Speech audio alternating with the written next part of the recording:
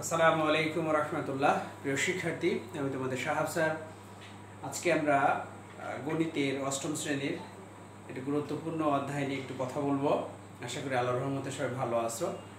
তো তোমাদের অষ্টম শ্রেণীর বিষয় গণিতের যে বৃত্তের খুঁটিনাটি আছে, এটি নবম দশম শ্রেণীর আগের সিলেবাসে প্রায় সমস্ত অংশ এখানে ব্যবহার করা হয়েছে। তো আশা করি বুঝতে পারবো। তো চলো দেখি, কথা বলি আমরা। বৃত্ত কাকে বলে আসি?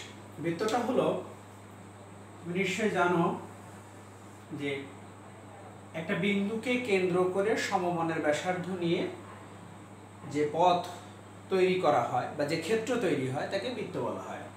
তাহলে বৃত্ত এখান থেকে ব্যাসার্ধ নিয়ে, বিন্দুকে কেন্দ্র করে ব্যাসার্ধ নিয়ে আমরা এই পর্যন্ত গেলাম, দিয়ে ঠিক এখান থেকে শুরু করে এক চক্কর ঘুরে আসলাম। তাহলে এটাকে বৃত্তের কেন্দ্র বলবো। এটা তার পরিধির বিন্দু, পরিধিস্থ বিন্দু একটা। আর এই অংশ থেকে তার বলবো হচ্ছে ব্যাসার্ধ। তাহলে এই যে এখান থেকে যাত্রা শুরু করে পুনরায় আগের অবস্থায় ফিরে আসা, এটাকে বলা হয় হচ্ছে বৃত্ত। তো এখন দেখো যেটা করণীয় আমাদের, তো বৃত্ত গেল। তো তোমরা নিশ্চয় জানো যে বৃত্তের ব্যাসার্ধ আছে। বৃত্তের ব্যাসার্ধ হয়, ব্যাসার্ধ সমান আমরা কি পাই? আর। তাহলে বৃত্তের ব্যাস কত? তাহলে এই অংশটুকু যদি আর হয়, তাহলে এখান থেকে আবার এখানে একটা আর আছে, তাহলে দুটো আর হয়। তাহলে আমরা বৃত্তের কি পাবো? ব্যাস পাবো। বৃত্তের ব্যাস সমান হচ্ছে কত? আর প্লাস আর সমান হচ্ছে 2r। দেখো এরপরে আমরা যখন, তাহলে এই বৃত্তের কি আছে, এই জায়গা থেকে শুরু করে এক পাক যে ঘুরে আসা, একটা বৃত্তের এক পাক দুই পাক, তাহলে এক পাক ঘুরে আসার যে মানে পথ যেটা, সেটাকে বৃত্তের পরিধি বলা হয়। বৃত্তের পরিধি। তাহলে বৃত্তের পরিধির সূত্র কি? 2πr একক। এটা দেখো। তাহলে এবার তার ক্ষেত্রফল কত, কতটুক ক্ষেত্র নিয়ে এটা অবস্থিত। তাহলে বৃত্তের ক্ষেত্রফল বের করতে পারবো আমরা। বৃত্তের ক্ষেত্রফল, বৃত্তের ক্ষেত্রফল হচ্ছে কত? পাই আর স্কয়ার বর্গ একক। আমরা এটা জানতেছি। আচ্ছা, এখন তুমি নিশ্চয় জানো যে বৃত্তের কেন্দ্র দিয়ে, অর্থাৎ কেন্দ্র দিয়ে যত রেখা গমন করবে, বৃত্তের কেন্দ্র দিয়ে যত রেখা গমন করবে সবগুলোকে বলা হবে হচ্ছে বৃত্তের ব্যাস। কিন্তু কেন্দ্র ছাড়া গমন করলে কি হয়? আমি যদি বলি যে বৃত্তের এই কেন্দ্র দিয়ে গেল একটি রেখা, তার নাম দিচ্ছি আমরা এবি। তাহলে কেন্দ্র দিয়ে গমন করলে তাকে ব্যাস বলবো, কিন্তু কেন্দ্র ছাড়া গমন করলে কি বলবো আমরা? দেখো, তাহলে এবি আমি উপর দিয়ে আঁকালাম, এটা কিন্তু বৃত্তের কেন্দ্রকে ছেদ করে নাই, লক্ষ্য করো।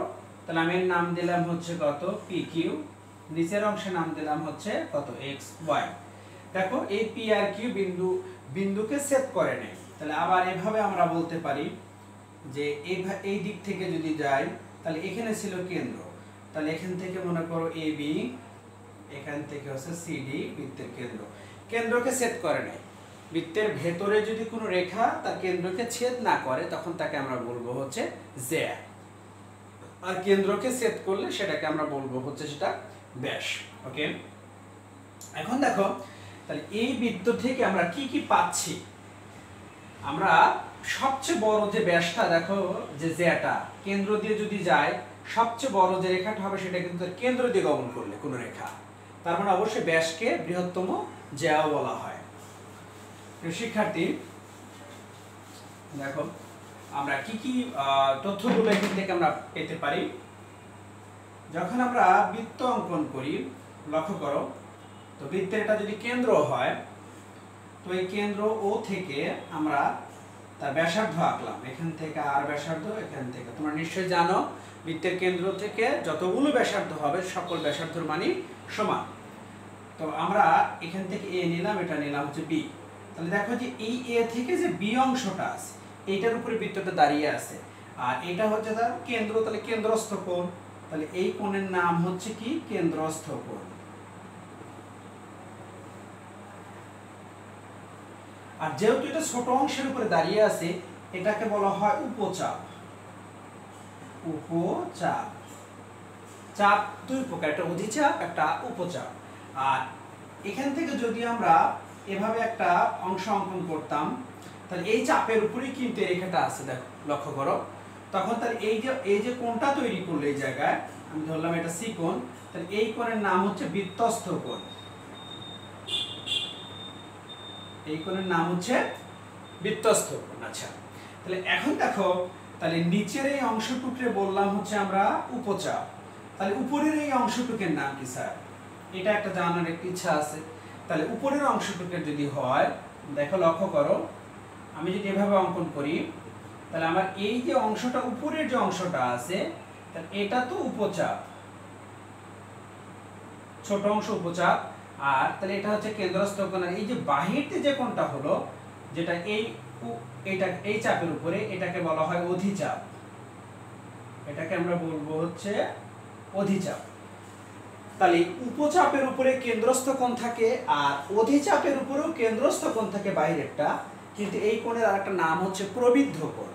এই যে কোণটা এখানে আমরা অঙ্কন করলাম, এই যে এর নামটা এ ও বি, এটা তাহলে এ মানে এ ও বি যদি এ বি চাপের উপরে থাকে তাহলে কেন্দ্রস্থ কোণ, আর এ সি বি চাপের উপরে যদি এটা থাকে তখন এই বাহিরের কোণটা, এটাকে বলা হয় এটাও কেন্দ্রস্থ কোণ, কিন্তু তার একটা নাম হচ্ছে প্রবৃদ্ধ কোণ। প্রবৃদ্ধ কোণ কাকে বলে? যে কোণের মান 180 ডিগ্রির চেয়ে বড় আর 360 ডিগ্রির চেয়ে ছোট, তাকে আমরা বলবো হচ্ছে প্রবৃদ্ধ কোণ। আচ্ছা প্রিয় শিক্ষার্থী, তোমরা নিশ্চয়ই জানো যে এটা যদি কেন্দ্রস্থ কোণ হয়, এটা দেখো বৃত্তের সাথে লেগে আছে এই কোণটা, তাহলে বৃত্তস্থ। কেন্দ্রস্থ কোণগুলো বৃত্তস্থ কোণের দ্বিগুণ হয়। তাহলে আমরা কি জানবো এখান থেকে? দুটো জিনিস, যে কেন্দ্রস্থ কোণ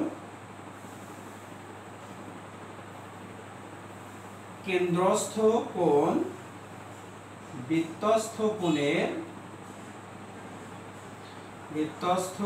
কোণের দ্বিগুণ হয়, দ্বিগুণ। একইভাবে যদি বলি বৃত্তস্থ কোণ, এই বৃত্তস্থ কোণ কেন্দ্রস্থ কোণের অর্ধেক। বৃত্তস্থ কোণ কেন্দ্রস্থ কোণের অর্ধেক। তাহলে এই দুটো শর্ত আমরা পাচ্ছি। শিক্ষার্থী খুব ভালোভাবে লক্ষ্য করো, তাহলে আমরা কেন্দ্রস্থ কোণ এ ও বি তখনই নেব যদি উপচাপ হয়, আর এটা আর বাহিরের যে কোণটা কখন নেব? যদি সেটা অধিচাপ হয়। তাহলে মনে রাখবা, আর বাহিরের অধিচাপের উপরে যে কোণটা কেন্দ্রে থাকবে তার আরেকটা নাম হচ্ছে প্রবৃদ্ধ কোণ। কাকে বলে? 180 ডিগ্রির চেয়ে বড় আর 360 ডিগ্রির চেয়ে ছোট কোণকে প্রবৃদ্ধ কোণ বলে। আচ্ছা, তো এবার চলো আমরা একটু বৃত্তের মধ্যে চতুর্ভুজ নিয়ে কথা বলি। মনে করো আমি একটা বৃত্ত অঙ্কন করলাম, তাহলে এটা তার হচ্ছে তার কেন্দ্র। তো লক্ষ্য করো,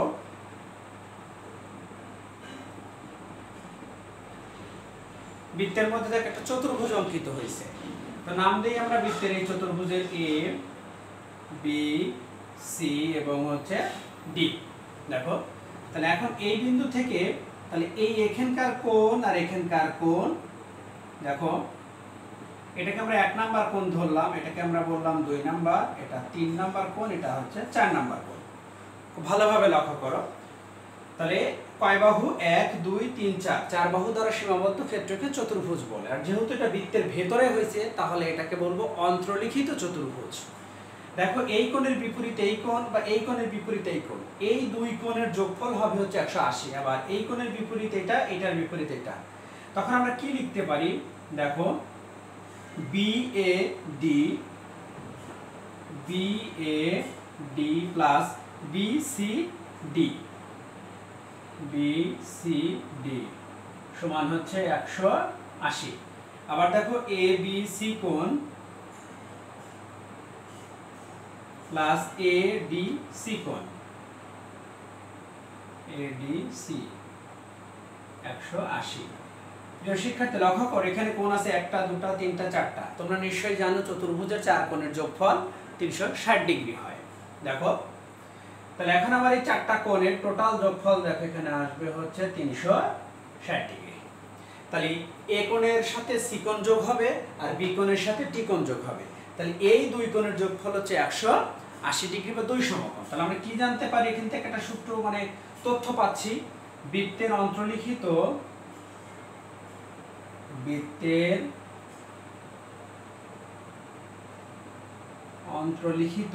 কোন চতুর্ভুজের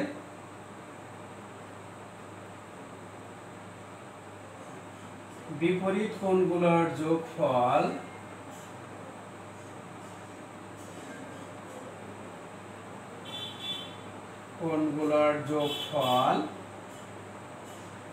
দুই সমকোণ বা 180°। দুই সমকোণ বা এক সমকোণ 90°, তাহলে দুই সমকোণ মানে দুটো 90 যোগ করলে 180। এটা হচ্ছে চতুর্ভুজের কথা। প্রিয় শিক্ষার্থী, এখন দেখো আমরা এখান থেকে যদি আমরা এটাকে যোগ করতাম, দেখো তাহলে এখানে একটা কেন্দ্রস্থ কোণ তৈরি হয়েছে না? যদি তুমি এই BCD এই চাপটাকে কল্পনা করো, তাহলে এটা একটা উপচাপ, তার এটা কেন্দ্রস্থ কোণ, এটা হচ্ছে বৃত্তস্থ কোণ। একইভাবে তুমি যদি BAD চাপ কল্পনা করো, তাহলে তোমার এটা হতো কেন্দ্রস্থ কোণ আর এটা হতো বৃত্তস্থ কোণ।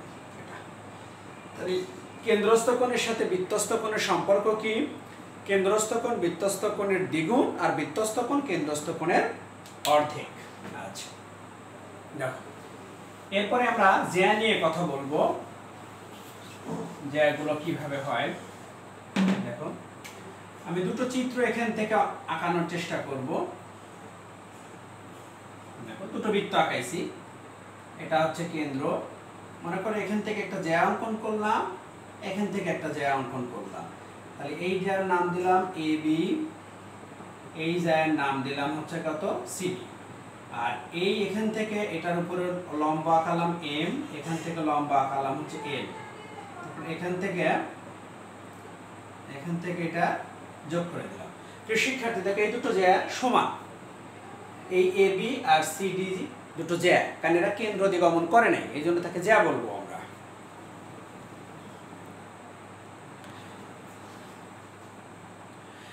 আমরা এটাকে আমরা জ্যা বলবো, লক্ষ্য করো। তো সেই ক্ষেত্রে এখানে যদি একটা বৃত্ত আমি নেই, কেন্দ্র হচ্ছে O, দেখো তো এখানকার একটা জ্যা নিলাম AB, আর এখানকার একটা জ্যা নিলাম হচ্ছে মনে করো CD। তাহলে এখান থেকে একটা লম্ব আঁকালাম ON, এখান থেকে একটা লম্ব আঁকালাম, আচ্ছা চেঞ্জ করে দিই আমরা F, আর এখান থেকে।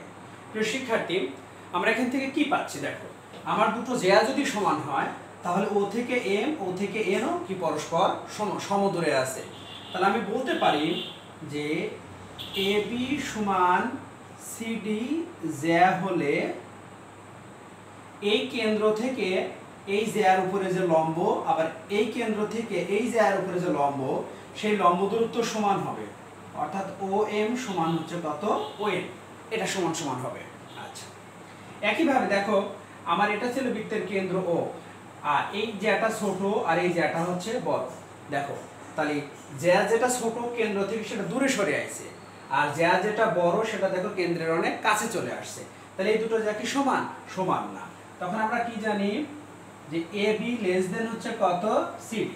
তাহলে AB লেস দেন CD কেন? AB জ্যা CD জ্যার চেয়ে ছোট। ছোট হলে যেটা হচ্ছে, তাহলে জ্যা ছোট হলেও কেন্দ্র থেকে তো লম্ব দূরত্ব কিন্তু বড়। তাহলে অবশ্যই আমি বলতে পারবো যে OE গ্রেটার দেন হচ্ছে কত OF। তাহলে এই O থেকে E এর মান এই O থেকে F এর মানের চেয়ে অনেক বড়। ওকে, এখন লক্ষ্য করো যে আমার জ্যা যদি সমান হয় আর জ্যা যদি সমান না হয়, তাহলে সমান হলে কেন্দ্র থেকে লম্ব দূরত্ব সমান, আর সমান না হলে কেন্দ্র থেকে লম্ব দূরত্ব, যার জ্যা ছোট তার লম্ব দূরত্ব বড়, আর যার জ্যা বড় তার লম্ব দূরত্ব ছোট। এখন আসি যে এই যে জ্যাগুলোর থেকে এই যে লম্ব আঁকাইছিলাম, তাহলে এই লম্ব আঁকানোর ফলে এই জ্যাটাকে সমদ্বিখণ্ডিত করে। তাহলে এখান থেকে A থেকে M আর B থেকে M সমান। অর্থাৎ হচ্ছে দেখো আমি যদি OM লম্ব AB লিখি, AB হলে AM সমান হচ্ছে কত BM। অর্থাৎ এই জ্যাটা এটার উপর লম্ব হলে তাহলে A থেকে M, B থেকে M সমান। এই ON এর উপর লম্ব হলে C থেকে M, D থেকে N সমান। একইভাবে OE যদি লম্ব হয় তাহলে A থেকে E, B থেকে E সমান। O থেকে F যদি লম্ব হয় তাহলে C থেকে F, D থেকে F পরস্পর সমান হবে। অর্থাৎ কেন্দ্র থেকে কোনো জায়গার উপরে অঙ্কিত লম্বতা পরস্পরকে সমকোণে সমদ্বিখণ্ডিত করে, এই আর কি। আচ্ছা, এরপরে চলো আমরা তিনটি গুরুত্বপূর্ণ টপিকস নিয়ে কথা বলবো। আমরা প্রথমে আগে পরিবৃত্ত কি কিভাবে আঁকাইতে হয় সেটা শিখবো, অন্তবৃত্ত কি সেটা শিখবো, আর বহির্বৃত্ত কি এটা আঁকানো শিখবো। দেখো, তাহলে প্রথমে আগে তুমি যখন পরিবৃত্ত আঁকাবা তখন তোমাকে একটা ত্রিভুজ নিতে হবে। তাহলে এখান থেকে একটা ত্রিভুজ নিলাম এ বি সি। দেখো, আমরা আঁকাচ্ছি হচ্ছে পরিবৃত্ত, এখন আমরা আঁকাবো হচ্ছে পরিবৃত্ত। লক্ষ্য করো কিভাবে আঁকাইতে হয় পরিবৃত্ত। তাহলে পরিবৃত্ত আঁকাইতে গেলে তোমাকে যে কোনো দুইটা বাহুর অর্ধেক করতে হবে। তাহলে বাহুর অর্ধেক করা, তাহলে আমি যদি এই বাহুটাকে অর্ধেক করতে চাই, এখান থেকে দুটো চাপ নেব, অর্থাৎ এখান থেকে কাটা বসা এই পাশে একটা বৃত্ত চাপ দেবো। তাহলে এখান থেকে একটা বৃত্ত চাপ, এখান থেকে একটা বৃত্ত চাপ দেবো। আবার এখানে কাটা বসা অর্ধেকের বেশি ব্যাসার্ধ নিয়ে এই পাশে একটা, এই পাশে একটা, তাহলে এখানে এবং এখানে একটা বৃত্ত চাপ। তখন এই দুটো বৃত্ত চাপকে আমরা কি করব, যোগ করে দেব। দেখো, একইভাবে আমি এই যে এখান থেকে কাটা বসা, আমি এখানে একটা বৃত্ত চাপ দিলাম, এখানে একটা বৃত্ত চাপ দিলাম, এখান থেকে কাটা বসা, এখানে একটা বৃত্ত চাপ, এখানে। তাহলে দেখো এই যে ছেদবিন্দু আছে, এই যে ছেদবিন্দু আছে যোগ করব করে যে বিন্দুতে ছেদ করবে এই রেখাগুলো, সেই বিন্দু থেকে শীর্ষ বিন্দু পর্যন্ত ব্যাসার্ধ নিয়ে তখন আমরা এভাবে আমরা ঘোরাবো, এভাবে আমরা ঘোরাবো। দেখবা যে এভাবে ঘোরালে দেখবে একটা বৃত্ত হয়ে গেছে। তাহলে এই বাহুর অর্ধেক আর এই বাহুর অর্ধেক দুটো যোগ করব বৃত্তচাপ, ওই বিন্দু থেকে শীর্ষ বিন্দু পর্যন্ত যুক্ত করে দিলে আমরা পরিবৃত্ত পেয়ে যাব। আচ্ছা, এবার আসো আমরা আঁকাবো হচ্ছে অন্তবৃত্ত। তাহলে অন্তবৃত্ত আঁকাতে চাচ্ছি আমরা অন্তবৃত্ত। দেখো, তাহলে অন্তবৃত্ত আঁকাইতে গেলে তোমাকে আগে সুন্দর করে একটা ত্রিভুজ নিতে হবে। নির্ধারিত মান থাকতে পারে বা নির্ধারিত মান ছাড়াও তোমাকে আঁকাইতে হতে পারে। তাহলে আমরা এখানে এ নিলাম, এটা নিলাম বি, এটা নিলাম সি। তাহলে এখান থেকে নিলাম এটা বি কোণ, আর এখান থেকে এটা নিলাম হচ্ছে সি কোণ। অন্তবৃত্তের ক্ষেত্রে লক্ষ্য করো, তাহলে এই কোণটাকে অর্ধেক করো। তাহলে এখান থেকে কাটা বসা অর্ধেকের বেশি ব্যাসার্ধ নিয়ে এদিকে একটা বৃত্তচাপ, এখানে একটা নিয়ে এখানে একটা বৃত্তচাপ, তাহলে এই বরাবর একটা রেখা যোগ হবে। ঠিক এখান থেকে অর্ধেকের বেশি নিয়ে একটা বৃত্তচাপ, এখান থেকে একটা বেশি নিয়ে বৃত্তচাপ, তাহলে এখান থেকে এরকম একটা যোগ হবে। তাহলে এই যে বিন্দুতে ছেদ করলে, ছেদ বিন্দু থেকে এই পর্যন্ত তুমি ব্যাসার্ধ নিবা, কাটা বসায় ব্যাসার্ধ এখান থেকে তুমি ঘুরাইবে, দেখবে যে সুন্দর করে এখানে একটা বৃত্ত হয়ে গেছে এটা। তাহলে এভাবে তোমার অন্তবৃত্ত অঙ্কন হয়ে যাবে। এরপর আসো বহির্বৃত্ত কিভাবে অঙ্কন করতে হয়।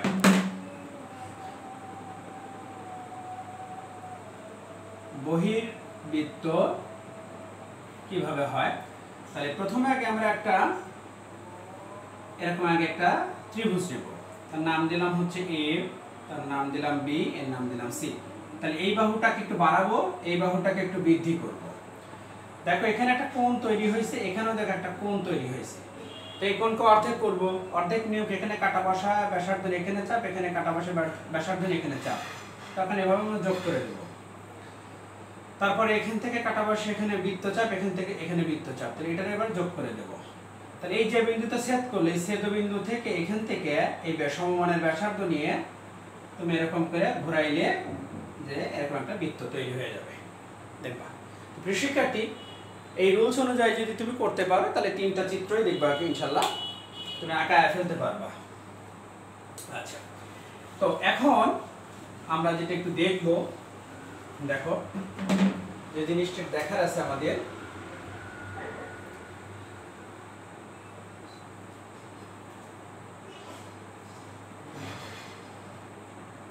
আমরা প্রথমত একটা বৃত্ত নিলাম, সেই বৃত্তের এখান থেকে কেন্দ্র ছিল, কেন্দ্র থেকে যোগ করলাম এই পর্যন্ত, এভাবে মনে করো যে একটা অংশ নিলাম।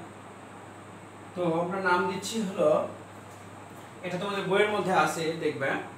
তাহলে ও এর নাম দিলাম হচ্ছে এ, এর নাম দিলাম বি, এর নাম হচ্ছে এক্স, এইটুক দেওয়া আছে 12 সেন্টিমিটার, এইটুক দেওয়া আছে হচ্ছে কত 6 সেন্টিমিটার। দেখো প্রিয় শিক্ষার্থী, তোমরা নিশ্চয়ই জানো যে একটা বৃত্তের কেন্দ্র থেকে তার পরিধির দূরত্ব সকল ক্ষেত্রে সমান। তাহলে এখান থেকে এইটুক যদি এক্স হয়, তাহলে এখান থেকে এইটুকের মান কত হবে এক্স। আর এখানে দেখো এটা 90 ডিগ্রি অ্যাঙ্গেল তৈরি করছে, তাহলে এই পুরোটা হচ্ছে একটা সমকোণী ত্রিভুজ। তাহলে x এর মানটা কি হবে দেখো, তাহলে আমরা কি লিখবো, ও এ বি সমকোণী ত্রিভুজ হতে পায়, সমকোণী ত্রিভুজ হতে পাই। দেখো লক্ষ্য করো তো, তাহলে সমকোণী ত্রিভুজের ক্ষেত্রে কি জানি, পিথাগোরাসের উপপাদ্য, অতিভুজ স্কয়ার সমান লম্ব স্কয়ার প্লাস ভূমি স্কয়ার। তাহলে অতিভুজ কোণটা ও থেকে বি, তাহলে এখান থেকে পাচ্ছি আমরা ও বি স্কয়ার। লম্ব কত, ও থেকে এ, ও থেকে এ তার উপরে হোল স্কয়ার। ভূমি কত, এ থেকে বি, দেখো এটা। তাহলে ও বির মান হচ্ছে কত আছে দেখো তো, তাহলে এই x আর এই হচ্ছে 6, তাহলে কত x প্লাস 6 তার উপরে হোল স্কয়ার। ও থেকে এ কত x, তাহলে এটার উপরে x স্কয়ার।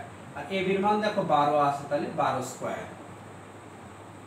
তাহলে দেখো এখানে a প্লাস হোল স্কয়ারের সূত্র বসে, কিসের সূত্র, a square plus 2ab plus হচ্ছে কত b স্কয়ার।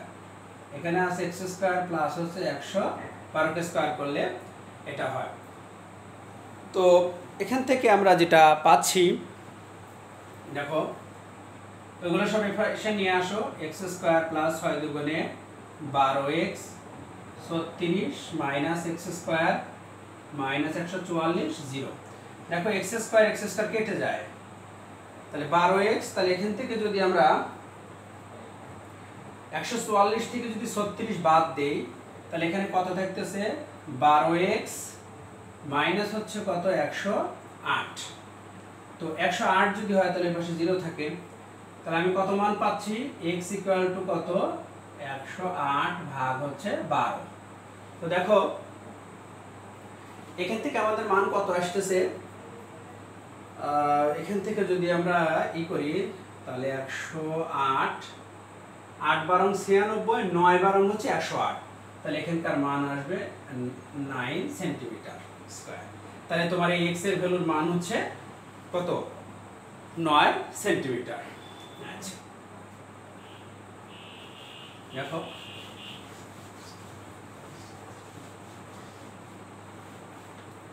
আরেকটা অংশ নিয়ে আমরা কাজ করি, লক্ষ্য করো, আমরা যখন এরকম করে একটা বৃত্ত আঁকাবো, এরকম বইয়ে আছে দেখো, তাহলে এখান থেকে এখানে একটা স্পর লম্ব, এখানে একটা লম্ব, এখানে একটা লম্ব। তো লম্ব আঁকালে কি পাচ্ছি, এ বি সি। তো লম্ব আঁকালে আমি কি পাচ্ছি, এখান থেকে ও থেকে পি, ও থেকে কিউ এবং ও থেকে আর। তো শিক্ষার্থী এখন বি আর সি এর মান তোমাকে বের করতে হবে। তো এখানকার মান কি কি দেওয়া আছে দেখো, এইটুকের মান দেওয়া আছে 3x প্লাস 2, এখানে দেওয়া আছে x প্লাস 11, এইটুকের মান আছে x প্লাস 6, এইটুকের মান আছে 5x প্লাস 1, এভাবে দেওয়া আছে দেখো। তো আমরা এখান থেকে যেটা শিখতে পারতেছি, এটা একটি অন্তবৃত্ত, লক্ষ্য করো এটি একটি অন্তবৃত্ত। তো অন্তবৃত্ত হলে দেখো কেন্দ্র থেকে আমি যে তার একটা স্পর্শক আঁকানো হয়েছে, দেখো বৃত্তের সাথে গা ঘেঁষে গেছে তিন পাশ দিয়ে, তাহলে স্পর্শকের উপর কেন্দ্র থেকে যে লম্ব যখন আঁকানো হয় তখন এটাকে সমান সমান ভাগে বিভক্ত করে। তাহলে অবশ্যই আমরা বলতে পারি যে আমার এই বাহুর উপরে এর যে লম্ব আর এই বাহুর উপরে এই যে লম্বটা আছে, তাহলে অবশ্যই এখান থেকে এ আর আর এখান থেকে এ কিউ পরস্পর সমান। তাহলে এ আর সমান হচ্ছে কত, এ কিউ। তাহলে এ আর এর মান কত ছিল দেখো তো, 3x প্লাস 2, আর ওইটার মান ছিল হচ্ছে কত, x প্লাস হচ্ছে 11। তাহলে 3x মাইনাস x আর 11 মাইনাস হচ্ছে কত 2, তাহলে এখানে থাকতেছে 2x আর এখানে থাকতেছে 9, তাহলে x ইকুয়াল টু 9 ভাগ 2 ইকুয়াল টু 4.5 সেন্টিমিটার। শিক্ষার্থী আমরা একটা অংশের মান আমরা x এর ভ্যালুটা পেয়ে গেলাম। এবার আসো, তাহলে এখান থেকে এই অংশটুকু আর এখান থেকে এইটুকু এটা পরস্পর সমান হবে, কিন্তু এটুকু তো মান নাই, তাহলে রেখে দেবো এটাকে। তাহলে এখানে আমি কি লিখতে পারি, b থেকে r b থেকে p আবার সমান, b থেকে r আর b থেকে p হচ্ছে সমান। তাহলে বি থেকে আর এর মান এখানে কি পাচ্ছি আমরা দেখো তো x + 6 আর বিপি এর মান আমাদের জানা নেই, তাহলে x এর মান কত পাইছি 4.5 আর 6 তারপরে বিপি, তাহলে এর মান আসতেছে কত 10.5 সেন্টিমিটার, এটা হচ্ছে বিপি। লক্ষ্য করো, তাহলে একইভাবে আমার এখান থেকে সিকিউ আর এখান থেকে সিপি সমান, তাহলে আমরা কি লিখতে পারি যে সিকিউ সমান হচ্ছে কত সিপি। সিপির দেখো মান নাই কিন্তু সিকিউ এর মান আছে, তাহলে সিকিউ এর মান হচ্ছে 5x + 1 সিপি, তাহলে 5 × x এর মান কত 4 × 5 + 1, তাহলে সিপি 4 × 5 করি 5 × 5 = 25, তার মানে এখানে হচ্ছে কত 22.5 + 1, এটা গুণ করলে তাহলে এখানে পাচ্ছি আমি কত 23.5 সেন্টিমিটার সিপি। প্রিয় শিক্ষার্থী, তাহলে আমার বিপির দেখো ভ্যালু আছে, আমার বিপি এবং দেখো সিপির ভ্যালু আছে, তাহলে এই দুটাকে ভ্যালু যোগ করলে বিসি পাওয়া যাবে। দেখো তাহলে এখন আমরা যেটা করব, লক্ষ্য করো, তাহলে এখান থেকে যেটা আমরা পাচ্ছি যদি বলি বিপি সমান কি বিসি সমান, এখানে বিসির মান যাচ্ছে, তাহলে বিসি বি থেকে পি সি থেকে পি, তাহলে বি থেকে পি প্লাস সি থেকে পি, তাহলে বিপির মান আমি কত পাইছিলাম ওখানে তো বলো তো 10.5, কত 10.5, আর সিপির মান এখানে কত পাচ্ছি 23, কত 23.5, তাহলে 23 33 আর 5 কত 34, তাহলে 34 সেন্টিমিটার। তাহলে এইভাবে আমরা দেখো যে এই রেখাটা এই রেখাকে দুই ভাগে ভাগ করছে, এটা সমান, এখান থেকে এটা সমান, এই অংশ সমান, তাহলে এই অংশের সাথে এই অংশ সমান, এটার সাথে এটা সমান, এটার সাথে এটা সমান। তাহলে বহিস্থ বিন্দু থেকে কোনো বৃত্তকে স্পর্শ কাটলে সেই এই স্পর্শ বিন্দু পর্যন্ত তাদের দূরত্বগুলো সমান হয়। তো এভাবে ধরে আমরা ম্যাথটা করার চেষ্টা করেছি। প্রিয় শিক্ষার্থী, এরপরে আমাদের বৃত্তের সাথে আরেকটি অংশ আছে, দেখো আমরা এখান থেকে বের করে নিয়ে আসতে পারবো কিভাবে। দেখো এখান থেকে মনে করো আমি একটা আয়তক্ষেত্র আঁকলাম, এটা হচ্ছে 10 সেন্টিমিটার আর এটা হচ্ছে 7 সেন্টিমিটার, আর এটার এখানে একটা অংশ দিলাম, এখানে দিলাম হচ্ছে থিটা, তাহলে থিটা সমান ধরলাম 30, তাহলে নাম দেই বি এ, আচ্ছা পরে আসি, তাহলে এ বি সি ডি, এটা দিলাম হচ্ছে ই। দেখো উপরের যে অংশটা আসছে এটা বৃত্তকলা বলা হয়, উপরের যে চোখা যে অংশটা কোণের মতো হয়েছে, তো ওই অংশটাকে ক্ষেত্রফল, এটা একটা বৃত্তের যেহেতু অংশ হয় কেন্দ্র থেকে যেহেতু হয়, তাহলে এই 10 হবে তার হচ্ছে ব্যাসার্ধ, আর এই থিটার মান তো দেওয়াই আছে, তাহলে তার ক্ষেত্রফল বৃত্তকলার ক্ষেত্রফল হবে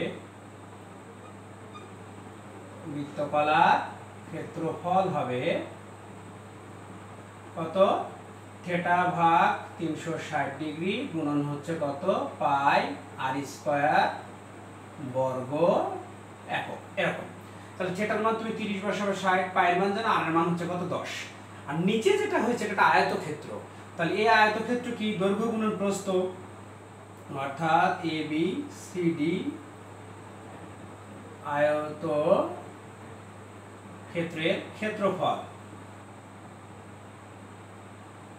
তাহলে কত দৈর্ঘ্য গুণন হচ্ছে কত প্রস্থ, তাহলে 7.70 সেন্টিমিটার স্কয়ার। তাহলে এই ক্ষেত্রফলের মান আর এই ক্ষেত্রফলের মানকে যুক্ত করলে তোমার এই পুরো অংশের ক্ষেত্রফলের মান তুমি পেয়ে যাবে, এটা একটা বিষয়। এরপরে আসো এইরকম চিত্র থেকে আরেকটা চিত্র যদি আমরা দেখি, দেখো আমি দেখো একটা অর্ধবৃত্ত আঁকাইলাম, তাহলে এই অর্ধবৃত্তের একটা কেন্দ্র থাকে, আর এখান থেকে মনে করো একটা বর্গ আঁকাইলাম, তাহলে এখান থেকে মনে করো এটা 10, এই বাহু 10, এটা 10 সেন্টিমিটার, এটাও 10 সেন্টিমিটার, এটাও 10, এটাও 10। তাহলে তুমি নিশ্চয়ই জানো যে এটা যেহেতু অর্ধবৃত্ত, এটা যেহেতু কেন্দ্র, তাহলে এই পুরাটা যদি 10 হয় তাহলে তার অর্ধেক আছে কত 5, তাহলে তার অর্ধেক আছে কত 5। তাহলে তুমি যখন এটা অর্ধেক বৃত্তের ক্ষেত্রফল বের করবা তখন তোমাকে কি লিখতে হবে বলো তো, এখান থেকে পাই আর স্কয়ার ভাগ হচ্ছে 2, তুমি আর এর মান 5 বসায় পাই বসায় একটা ক্ষেত্রফল পাবা, আবার এটা যেহেতু একটা বর্গক্ষেত্র, তাহলে বর্গক্ষেত্রের এক বাহুর দৈর্ঘ্যের কি হোল স্কয়ার, তাহলে হবে 100 সেন্টিমিটার স্কয়ার। তাহলে এর মান আর এর মান যোগ করবা, করলে পুরা ক্ষেত্রের ক্ষেত্রফল তুমি পেয়ে যাবে। তো প্রিয় শিক্ষার্থী, তো আমরা আশা করি যে বৃত্তের যে বিভিন্ন গুরুত্বপূর্ণ অংশগুলো ছিল, তো এগুলো আমরা আলোচনা করলাম। বেসিক জিনিসগুলো যদি তুমি জানো, তাহলে তোমার জন্য ম্যাথ করাটা খুব সহজ।